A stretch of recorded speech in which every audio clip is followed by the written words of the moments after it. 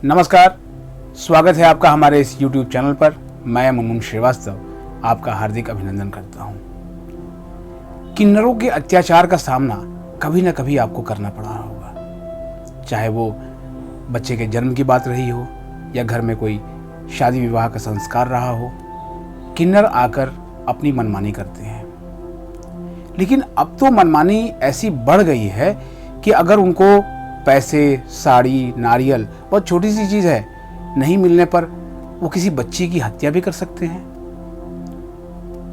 पिछले 2 दिन से ये खबर कहीं ना कहीं जो है बिल्कुल मन को उद्वेलित कर रही है। सुनकर आपको भी बहुत बुरा लग रहा होगा कि नारियल, साड़ी और कुछ पैसे नहीं मिलने से एक किन्नर और उसके साथ एक और व्यक्ति ने एक 3 माह की बच्ची का मुंबई के कफ रोड इलाके से अपहरण कर लिया और बाद में उसका शव एक नाले में मिला।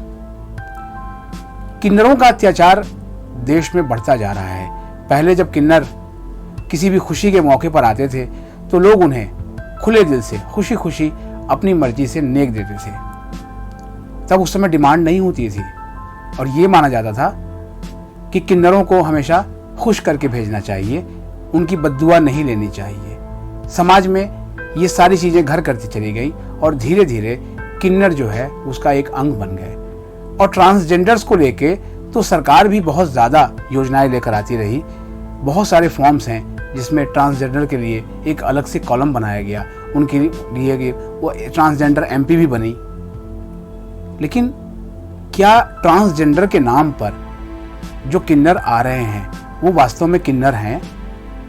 आपको किसी भी महानगर में चले जाइए, वहाँ की ट्रैफिक लाइट्स पर किन्नर आपको ताली बजाते हुए मिल जाएंगे और ज़बरदस्ती आपसे पैसे की उगाही करेंगे। आपने नहीं दिया तो बहुत सारी बातें बोल देंगे। घरों में कोई शादी ब्याह होके आया हो तो उनकी पूरी टीम पहुँच जाएगी और वो आपसे 500 हज़ार नहीं, हज़ारों और लाख की डिमांड करना शुरू कर देंगे और नहीं करने पर, नहीं देने पर आप वो हंगामा करेंगे। कभी वो अपने कपड़े फाड़ेंगे और कभी कुछ। ऐसे मैंने बहुत से मामले दिल्ली शहर में देखे हैं, आपने भी देखा होगा। सड़क पे चले जाइए तो किन्नर की संख्या लगातार बढ़ रही है। बस अड्डे पे चले जाइए तो आप बस में अपनी सीट संभालें, इसके पहले वहां पर किन्नर मांगने के लिए पहुंच जाएंगे। अभी तो कोरोना काल में लोकल ट्रेनें उतनी नहीं चल रही हैं, नहीं तो लोकल ट्रेन में तो किन्नरों का आतंक है। सुबह और शाम रोज किन्नर आपसे पहले उस रेल के डिब्बे में पहुंच जाएंगे और आपसे मांगना शुरू कर देंगे। और अगर आप परिवार के साथ में हैं, पत्नी के साथ में हैं, तो समझ लीजिए कि आपका 5-10 रुपए में काम नहीं चलना, 50 रुपए, 100 रुपए ऐसे आपको देने पड़ेंगे। आप किसी पुलिस वाले से शिकायत करिए तो कहेगा हम इसमें क्या कर सकते हैं, कौन इनकी बद्दुआ ले।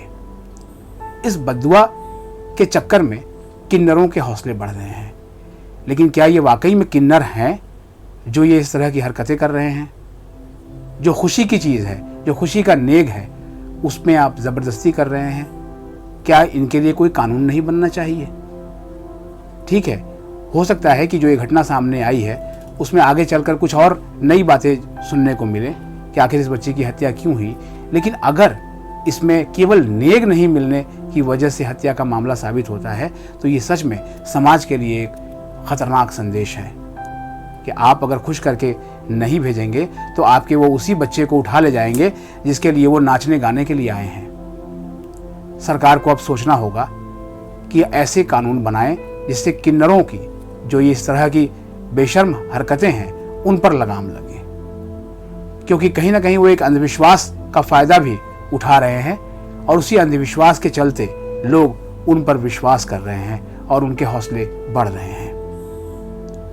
इस पर एक कानून बनना बहुत ज़रूरी है, क्योंकि ये समस्या किसी एक महानगर की नहीं है बल्कि तमाम महानगरों की है। गांव भले ही इससे अछूते रहे हैं, क्योंकि वहां पर आमतौर पर किन्नर भी उसी गांव के किसी कोने पर रहते हुए नजर आते हैं, तो उनमें मेल मिलाप होता रहता है। आपको हमारी बात कैसी लगी हमें कमेंट बॉक्स में बताइएगा।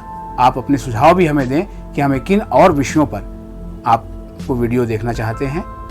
हमारे चैनल को अधिक से अधिक लाइक करें, सब्सक्राइब करें और शेयर करें और अपने दोस्तों के बीच इसकी चर्चा करें। मिलते हैं फिर एक और एपिसोड के साथ। तब तक के लिए नमस्कार।